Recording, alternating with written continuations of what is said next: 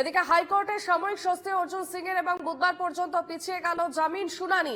এই সময়ের মধ্যে তার বিরুদ্ধে কড়া পদক্ষেপ নেয় মৌখিক নির্দেশ বিচারপতি জয় সেনগুপ্তের।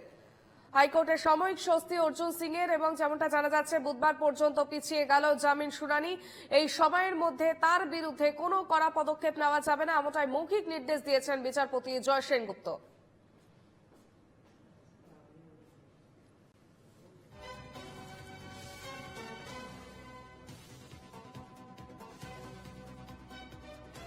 বিস্তারিত জানাবে টেলিফোন লাইনে রয়েছেন আমাদের প্রতিনিধি দেবিকা মজুমদার। দেবিকা, হাইকোর্টে আপাতত সাময়িক স্বস্তি পেল অর্জুন সিং এবং বুধবার পর্যন্ত পিছিয়ে গিয়েছে শুনানি।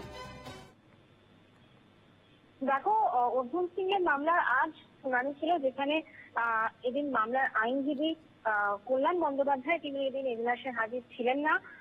তাই বুধবার তার এই জামিনের মামলার শুনানি রাখা হয়েছে।